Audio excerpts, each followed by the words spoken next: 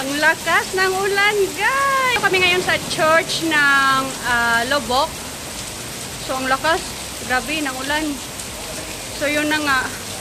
Cancel yung binubok namin na bangka for Lobok River Tour. Sana tonight, guys. And firefly watching. Sana kami. Mamaya tonight. Kaya lang maulan. So, cancel. Bukas na lang, guys.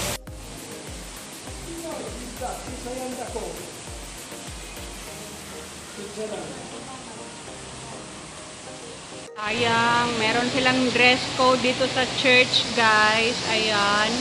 So, dapat sa babae naka-skirt siya, guys. So, bawal ang short, bawal ang sleeveless, bawal ang naka-ganito, guys.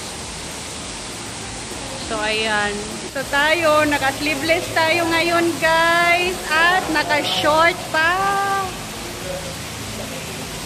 Ayan, so bawal na bawal akong pumasok, guys. Pero meron naman silang parang pasaya nila na ipapawear nila sa'yo. Pwede ka na makapasok noon. Magbibigay ka na lang ng donation. Pero ako, hindi na lang ako pumasok, guys. Kasi nauna na yung asawa ko. Iniwan niya ako sa labas. Nagmamadali siya. So, hindi na lang. Pero ayun, lumabas na rin. So, wala na. May dress code sila, guys. At ako, ayan, naka-sleeveless tayo, guys. At naka-short pa ako, guys. Ayan. Ayan. So, bawal na bawal akong pumasok, guys. Pero, no worries naman kapag nakaganyan ka. Kasi meron silang ipapabarrow sa'yo dito na parang skirt siya, guys. Tapos, isusuot mo siya, papasok sa simbahan. Tapos, ano na lang, magbibigay ka na lang ng donation. So, ayun.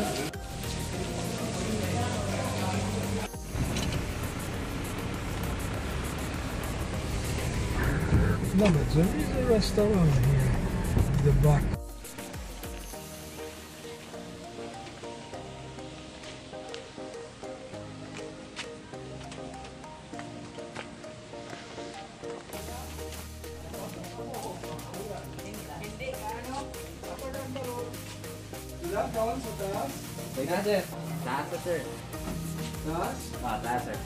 Fully book mo? Fully book? May dagan ng tourist? Japon o wala? Dagan ng tao sa taas? Sumayra.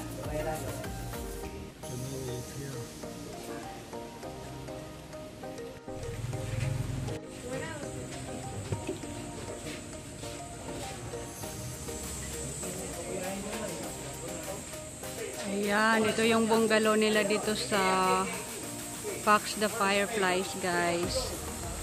Ayan. So, akyat tayo kasi nasa taas yung restaurant nila.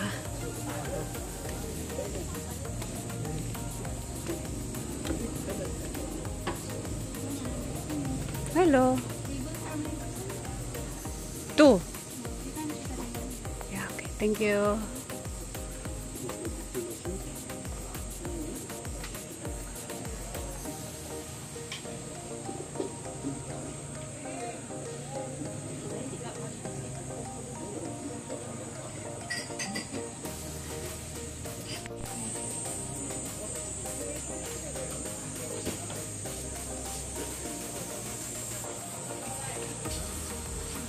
Ayan, so dito kami ngayon magdi-dinner, guys. Fox the Fireflies Cottages. So, ayan. Dugay, dua ka semana. Dua ka semana. Ikaw, asa ka na tao? Asa na pita? Back the electricity, Joe? It's back the electricity. She told me. Yan no, but the room, this place.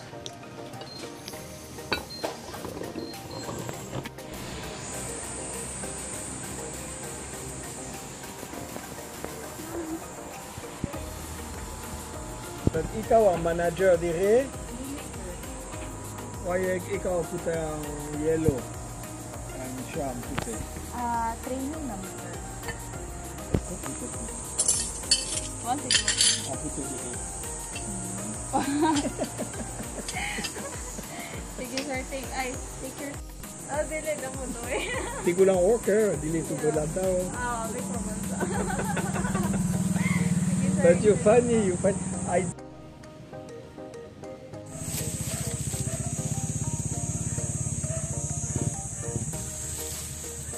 Came to Palawan. Palawan ba ni?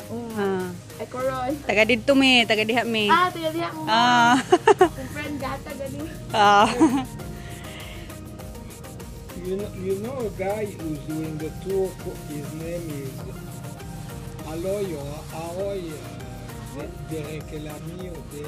Requirement. Yeah. Familiar. Not sure. Okay. She's not really sure. Ma'am? Yeah, but I don't know if it's a boat or kayak or... Most of the tour is boat or kayak. Yes sir, both. Gamay nga bo. Gabo sir. Atag epoxy. Epoxy. Yeah, for the boats. Binuang ra na For niya. safety. Sige, thank you. Kasabot now? No sir. Kasabot? Wow. I leave the car outside, is okay? Yes sir, you can bring it. But I don't know if I have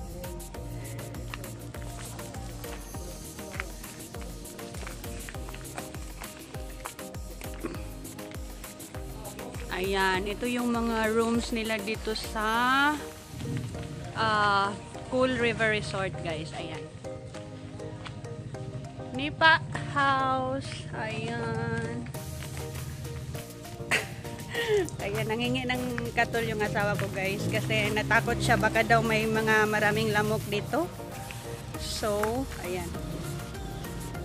So, ito yung room namin, guys. Ayan, so parang may terrace siyang konti dyan. Konti, maliit pala. Tapos may dalawang chairs dito. Ayan, pwede mag-relax kung ayaw sa loob. At yan yung loob, guys. Ayan. Meron siyang mosquito net. Electric fan, of course. Ayan, so yan yun, guys. Bamboo lang siya. Ayan. Nipa sa taas. Ayan. So, ito yung style ng room nila dito, guys. Napaka-simple. Ayan, so, buksan na natin.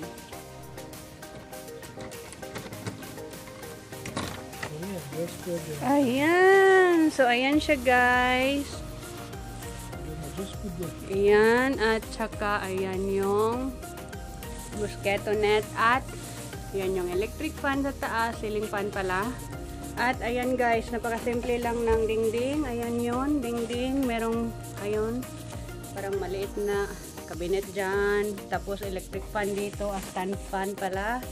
Tapos ito yung CR guys. Tingnan natin kung anong special sa CR na ito. Ouch! Oh, not bad! Yan, ganito ang mga gusto ko sa CR guys, yung mga light colors lang siya para kitang-kita kung merong dumi. So, ayan, ganda. Okay lang, simple lang siya guys. Shower. Ayan, walang gaanong special, malaking salamin. Ayan. Ayan lang, walang special dito guys sa CR nila. Ayan, at ito ring kwarto, wala ring special. Ayan, tingnan nyo guys. Native na native. Ayan. Ayan, so grabe. Napaka-native talaga niya, guys.